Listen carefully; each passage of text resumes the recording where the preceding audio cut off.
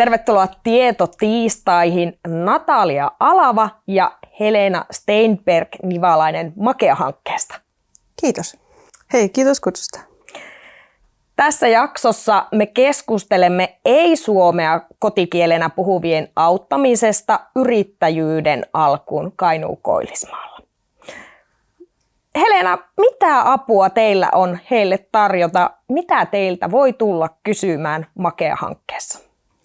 Kiitos. Meiltä voi tulla kysymään ihan kaikkea, mikä liittyy yrittäjyyteen ja siihen, miten ryhtyä yrittäjäksi Suomessa. Me käydään läpi, minkälainen oleskelulupa on ja millaiset mahdollisuudet se luo yrittäjyydelle.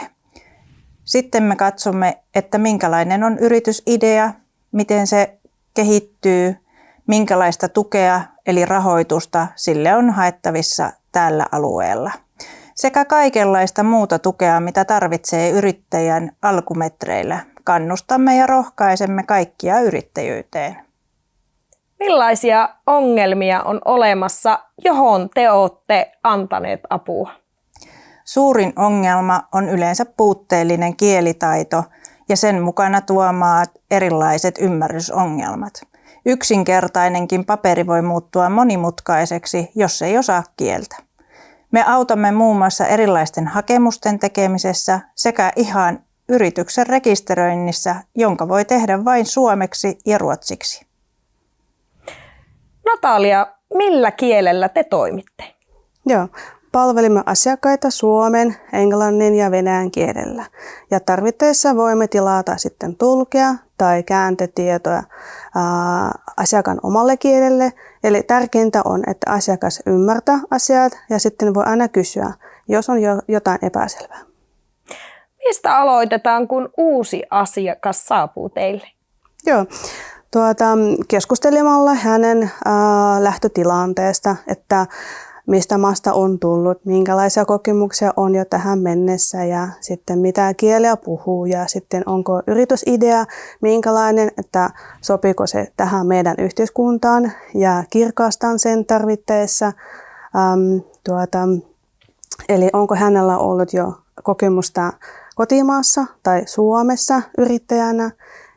Ja sitten niin kuin yhdessä tehdään sellainen alkukartoitus, eli käymme yhdessä läpi, että missä asiakas on nyt ja mitä hän tarvitsee, että pääseekö eteenpäin.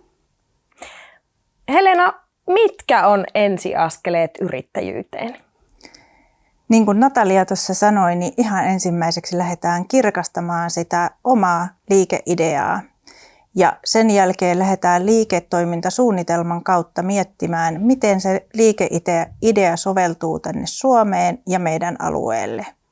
Liiketoimintasuunnitelman mukana myös katsotaan erilaisia laskelmia siitä, että miten siitä liiketoiminnasta saadaan mahdollisimman kannattavaa. Sen jälkeen, kun meidän kanssa on katsottu nämä asiat alkuun, niin sitten mahdollisesti ohjaamme eteenpäin. Natalia, ohjaatteko asiakasta eteenpäin mihin palveluihin? Joo, kyllä. Eli tehdään yhteistyötä monien muiden kanssa. Eli meillä on yhteistyössä kuntien ja työllisyysalueen yritysneuvot ja työllisyysohjaajat ja muut ohjaajat. Sitten tehdään yhteistyötä ELY-keskuksen kanssa, alueen leader-toimijat, ProAgria, Business-konttori ja muut hankkeet on myös meidän yhteistyökumppanina ja sitten yritysneuvojat. Helena, onko apua saatavilla vielä yrityksen aloittamisen jälkeen?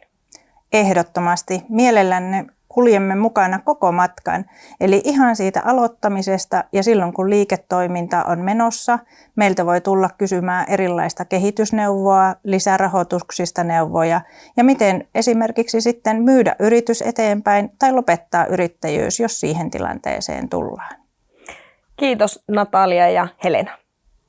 Kiitos. Kiitos.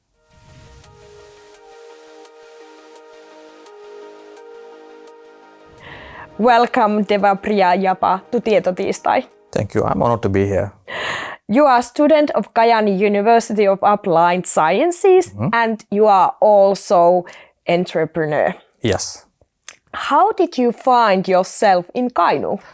Well, I'm from Sri Lanka and I'm the very first family to come to Kajaani I became in 2022, and I want to make Kajaani my home. And we have very concrete decision with myself and my wife that we will stay in Kajaani forever. What kind of story you have behind you about entrepreneur? Well, when I was in Sri Lanka, as an employee, I was supposed to develop the business for my employers. I was always thinking, why don't I develop something for me? But I have never done it. And when I in Finland, I see a lot of opportunities, and I thought, okay, it's time for me to do something for me. And then I opened my company here. How did you ended up using Makea project services? Well, when I setting up my company, I had so much of challenges, especially because all the documentation in the Finnish. But I had no one to help, but I did by myself. So I wish Makea project would have been here 6 months before my company, because they could even do that kind of help.